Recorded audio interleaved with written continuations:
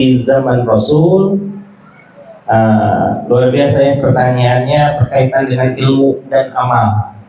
Amal itu setelah kita mendapatkan ilmu, dan setelah kita berilmu maka harus dihiasi dengan amal, sebagaimana moto Departemen Agama ya, ilmu amaliyah, amal ilmiah. Itu artinya saling berkaitan antara ilmu dan amal. Tidak mungkin ada amal kalau tanpa ilmu, dan tidak mungkin ada ilmu kalau tidak diamalkan. Harusnya diistimewakan dengan suatu amal, gitu ya. Nah, tadi pertanyaannya, apakah ilmu tasawuf sudah ada di zaman Rasul?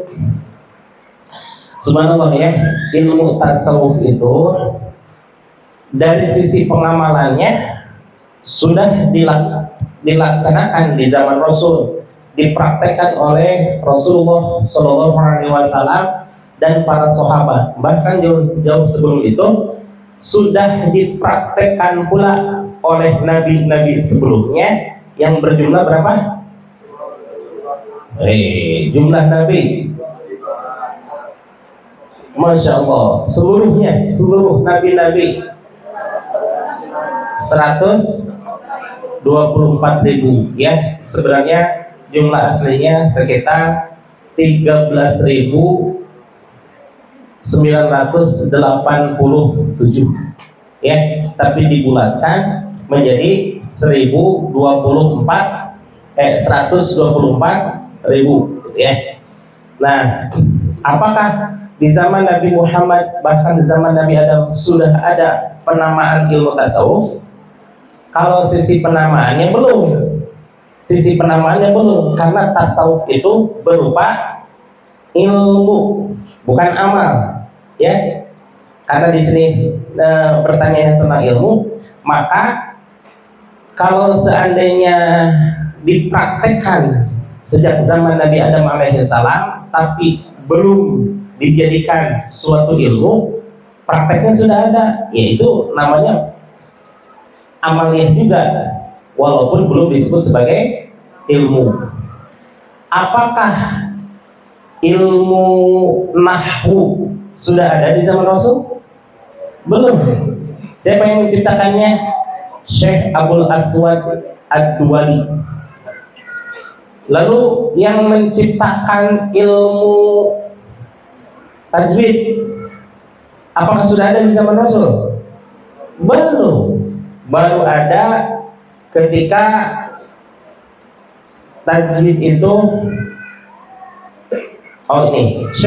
kalau ilmu nahwu ya, Syekh Abul Aswad Ad-Duwali atas perintah Sayyidina Ali karramallahu wajhah ya. Kemudian ilmu tajwid sejak ada di zaman sahabat Syekh Abu Nasr, Syekh Khalil bin Ahmad zaman tabi'in. Lalu ilmu tentang fikih ditulis oleh siapa? Imam Syafi'i. Salah. Kerangkanya Syekh Fakhruddin. Kalau Imam Syafi'i ilmu yang lebih antik lagi, yaitu usul fikih, diciptakannya oleh, atau yang merangkum, yang membuat kisi-kisi tentang ilmu fikih adalah tadi Syekh Fakhruddin. Kalau merangkum sisi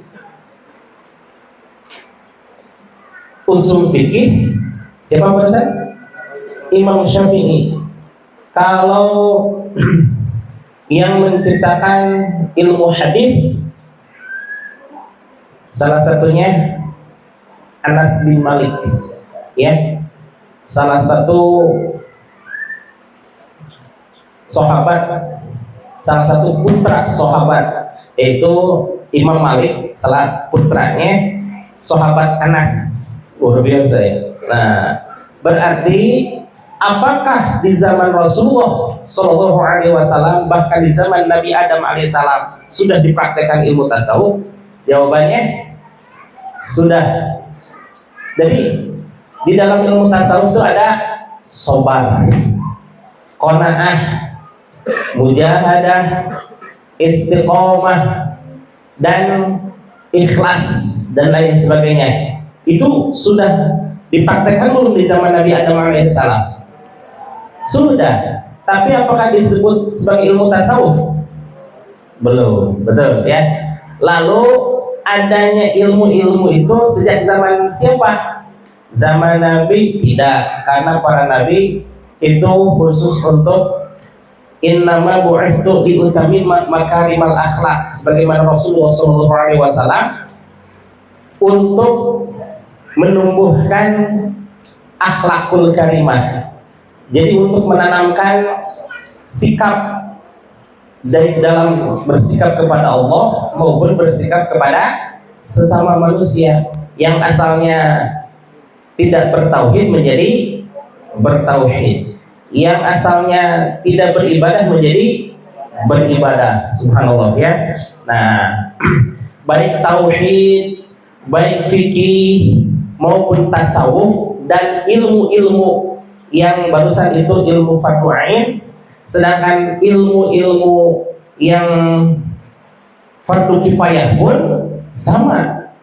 Di zaman Rasulullah maupun di zaman sahabat belum tercipta namanya. Kenapa? Karena para nabi tidak mengkhususkan untuk menyebarkan ilmu, tapi apa?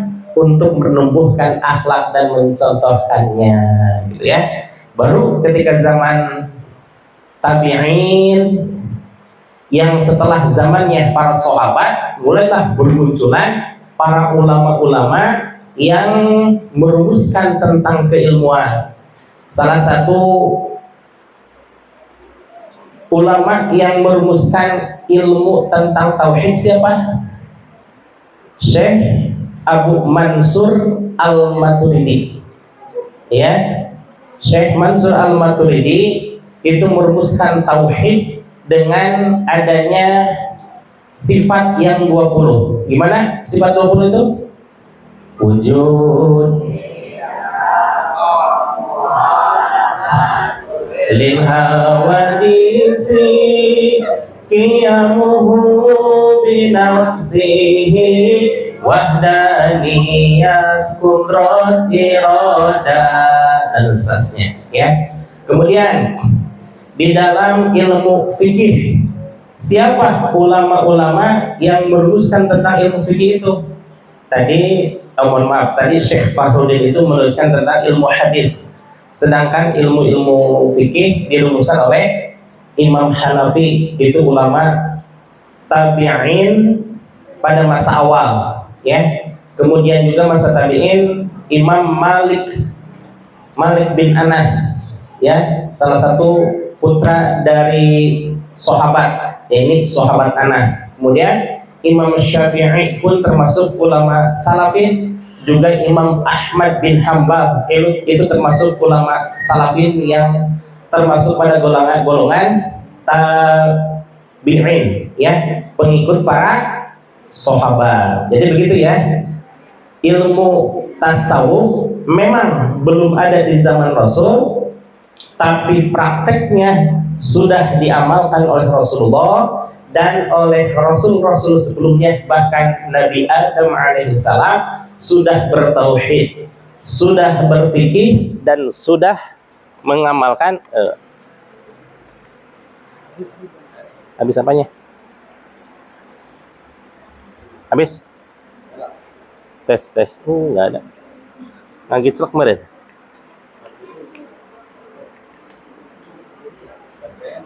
So,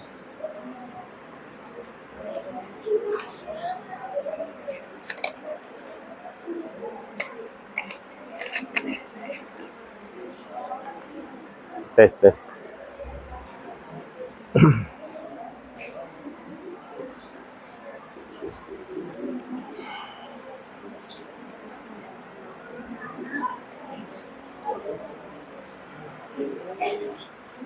Baterai itu apa? Ini masih banyak. Apa ininya? Nih, wirelessnya ya? Wirelessnya ya? Oh, istirahat dulu ya.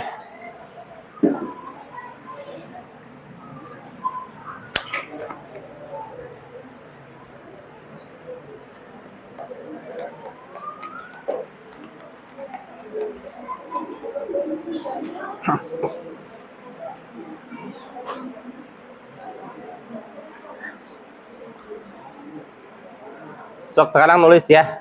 Tulis apa yang kalian tangkap. Tadi tentang keilmuan di zaman sahabat.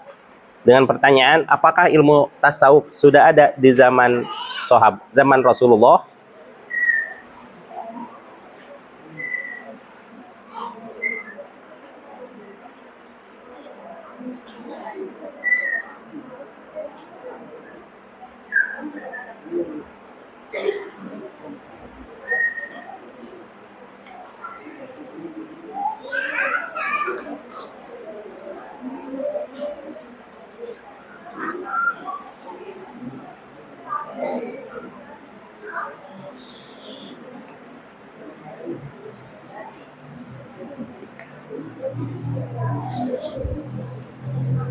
Coba. Itu.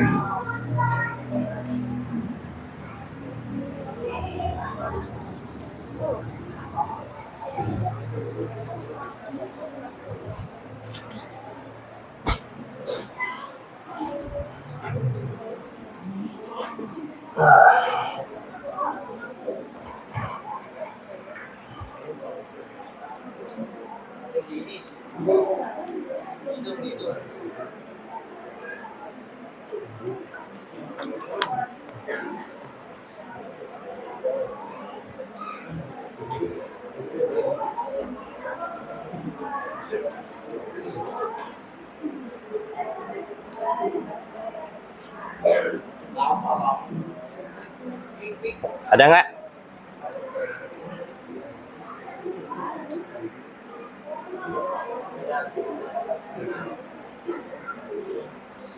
Nah.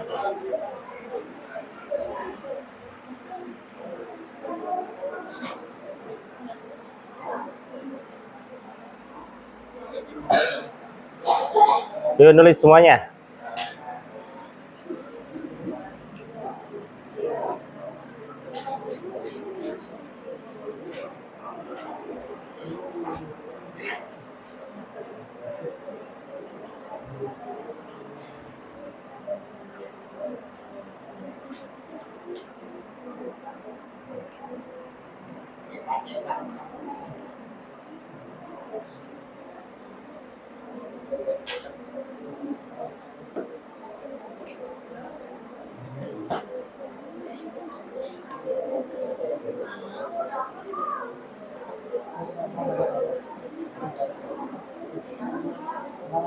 Nah, jangan terlalu nyebrot ke sini, miringin.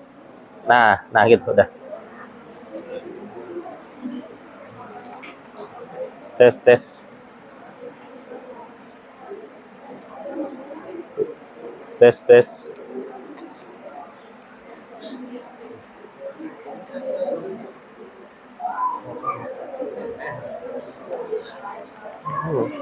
Hah? Kenapa ya?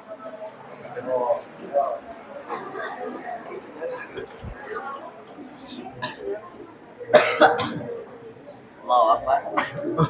Salah apa bang?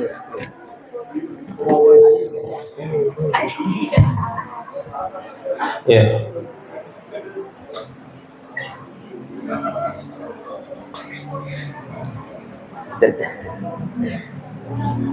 Ulangi ya. Ulangi sedikit ini sebagai rangkumannya, bahwa ilmu tasawuf memang belum ada di zaman Rasul, tapi pelaksanaannya sudah ada di zaman Rasul. Jangankan zaman Rasulullah, zaman Nabi Adam alaihissalam sudah dipraktekkan. Bagaimana prakteknya? Nabi Adam bertauhid kepada Allah, betul? Nabi Adam alaihissalam beribadah dalam artian berfikih kepada Allah, betul? Kemudian Nabi Adam ikhlas dan istiqomah di dalam berfikih, beribadah kepada Allah Subhanahu wa taala. Artinya Nabi Adam mengamalkan praktek tasawuf.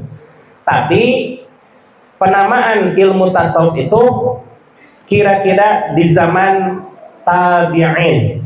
Setelah Rasulullah, para sahabat, baru di zaman tabi'in bermunculan para ulama yang mengkhususkan tentang penamaan ilmu-ilmu tersebut. Bisa dipahami? Baik. Yang kedua,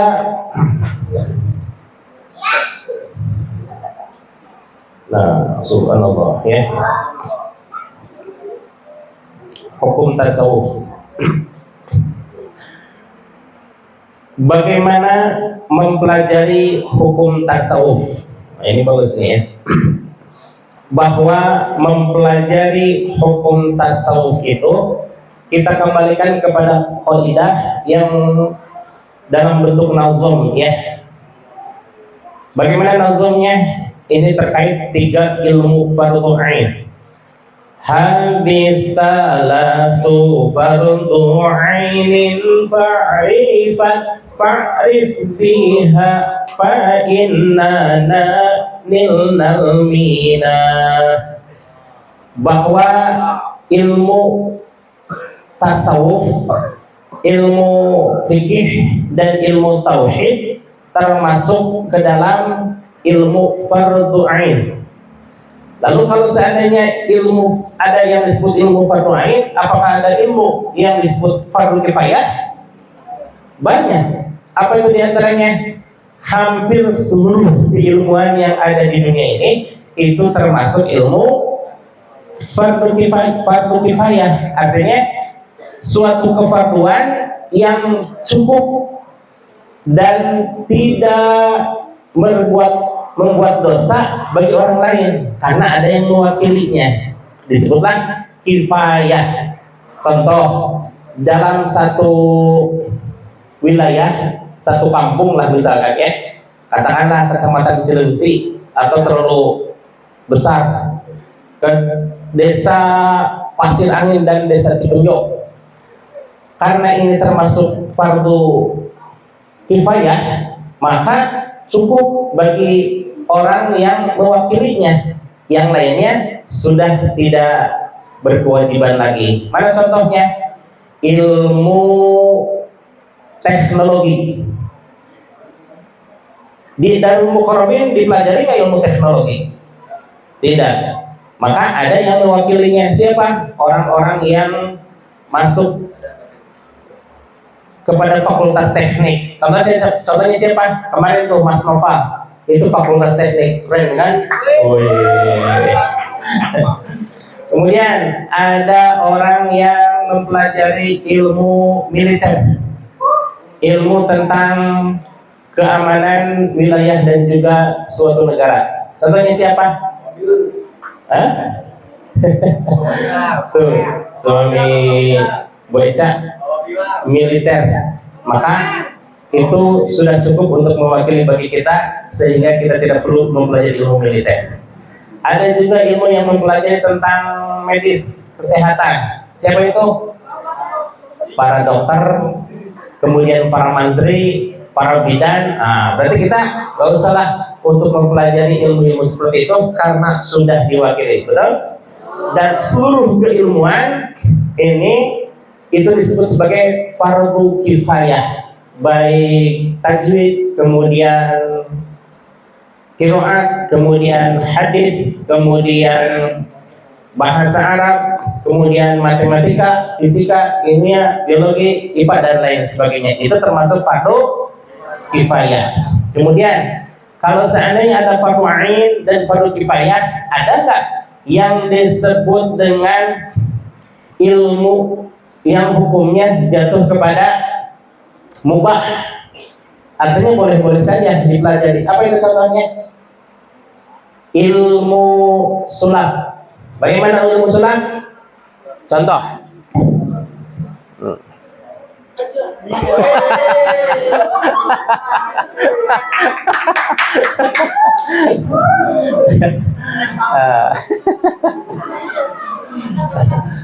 Contoh lagi.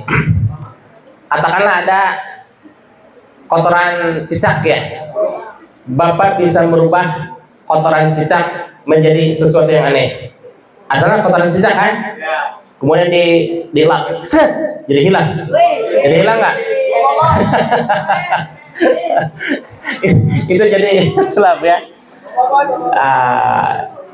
Bolehlah ilmu tentang bobo-boboy lah. Itu mah just for fun, hanya untuk kesenangan saja ya, hanya untuk setelah capek kita belajar, penat bekerja, nonton boboy.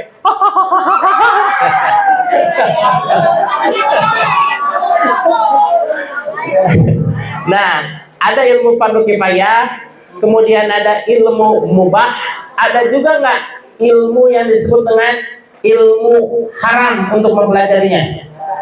Ada nggak? Contohnya apa? Ilmu hitam, ada ilmu merah ya. Ilmu hitam. Kalau di kampung Bapak disebut ilmu hitam itu disebutnya black magic.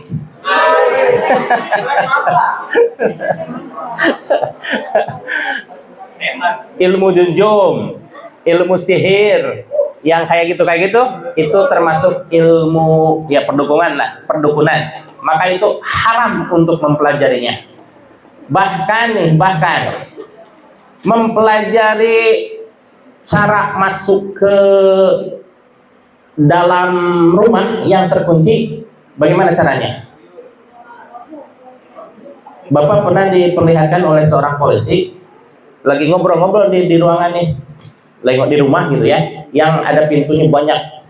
Tok, dia mengetuk pintu di depan.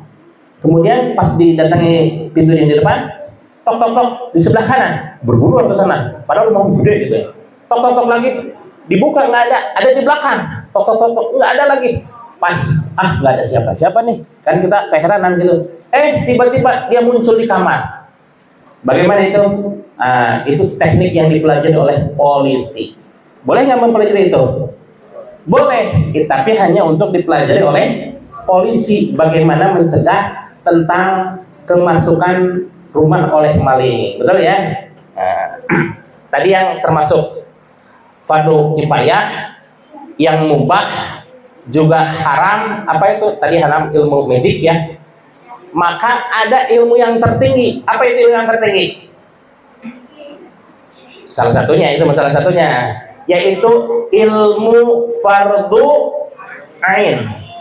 Ilmu fardu ain adalah ilmu yang wajib dipelajari secara ain, secara syakhsiah, secara pribadi. Maka kalau ilmu fardu ain itu kewajiban bagi seluruh kaum muslimin wal muslimat, berarti setiap kaum muslimin yang sudah mencapai usia baligh sampai wafatnya muslim tersebut wajib tidak mempelajari ilmu tersebut.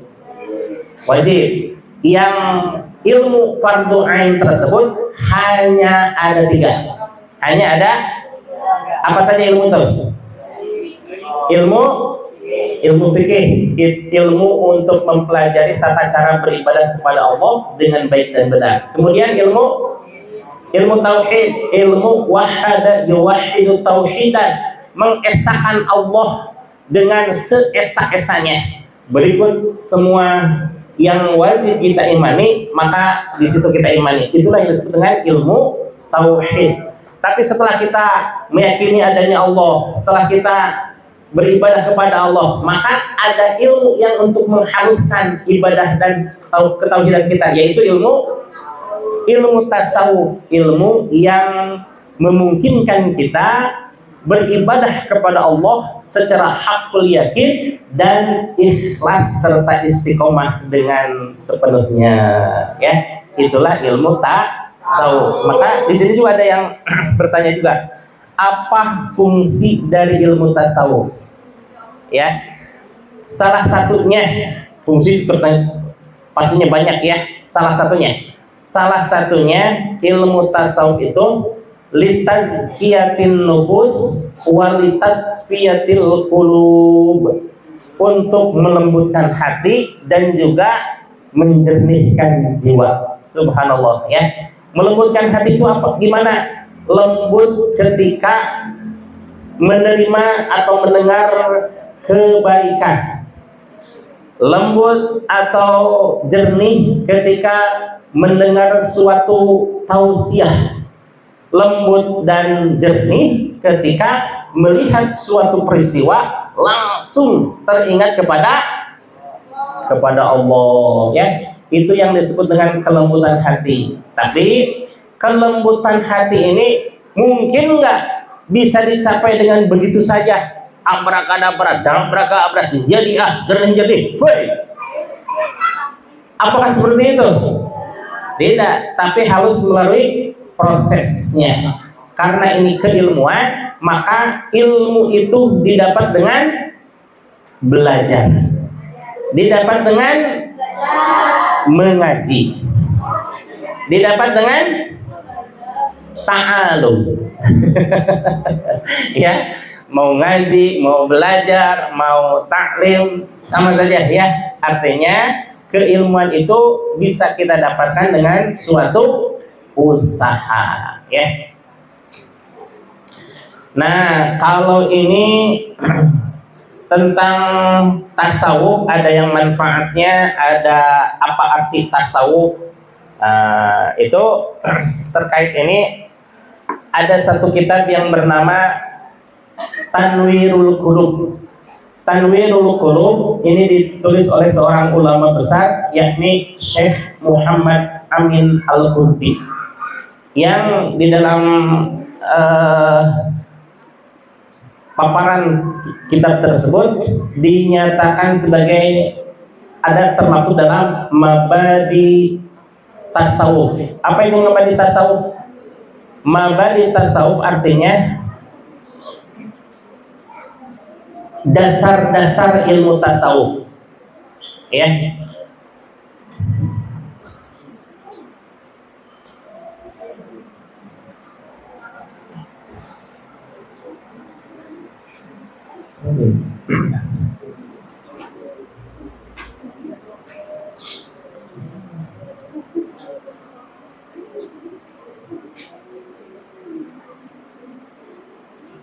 Mabadi tasawuf itu ada 10, ya. Mabadi kullafanin mabadi kullafanin asyraf mabadi kullafanin asyraf al-haddu wal mawdu'u thumma thamra masailun wa fadluhu wa nisbatun wal wadi'u wa hukmus sari'u wal istimdadu hukmus syari'u masailun wal ba'du bil ba'di ketafa wa man darul jami'a hadha syarafa. Bahwa setiap fan dari keilmuan itu memiliki mabadi. Apa itu mabadi itu? Mabadi itu adalah dasar-dasar. Ilmu tasawuf ada 10 dasarnya, ilmu fikih ada 10 dasarnya, ilmu tauhid ada 10 dasarnya, dan seluruh keilmuan yang ada itu kalau kita mempelajarinya pasti bertemu dengan mabadi yang 10 itu. Pertama, al-had wal mawdu'u tsumma thamrah. Kita 3 aja ya. Al-had, terkait ini dengan pertanyaan apa itu tentang tasawuf. Jadi arti tasawuf itu adalah, kalau secara garis besarnya ya, ilmu tasawuf itu ilmu yang mempelajari tentang kebersihan hati dan kesucian jiwa, ya.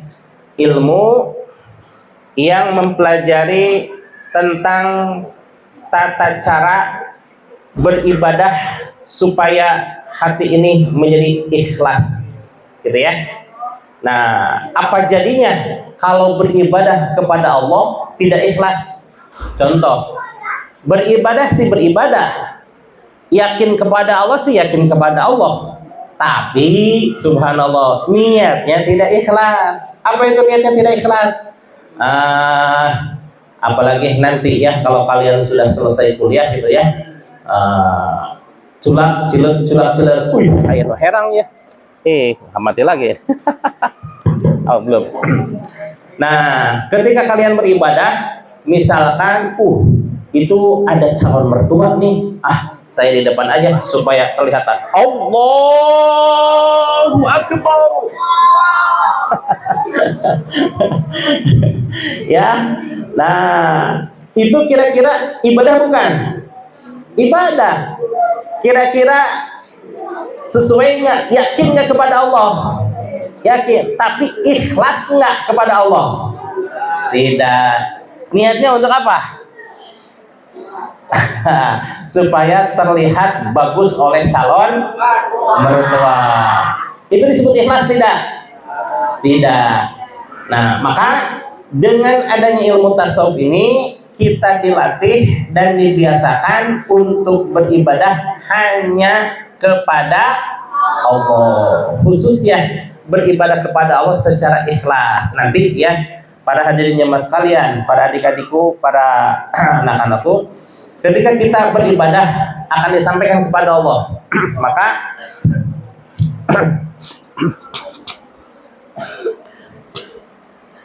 Maka melewati beberapa tahap.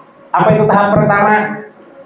Nah, an-nasu kulluhum halaka illal alimun.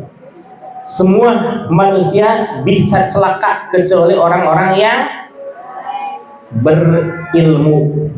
Alimun. Wal alimuna kulluhum halaka illal amilun. Betul. Wal amiluna kulluhum halaka illal mukhlisun. Semua orang akan celaka kecuali orang-orang yang berilmu pengetahuan. Dan orang-orang yang berilmu pun bisa celaka kecuali orang-orang yang beramal, artinya mengamalkan ilmunya. Tapi yang beramal pun bisa saja celaka kecuali orang-orang yang ikhlas. Al-mukhlisun, kecuali orang-orang yang ikhlas hanya mengharapkan rahmat dan ridho Allah Subhanahu wa ta'ala.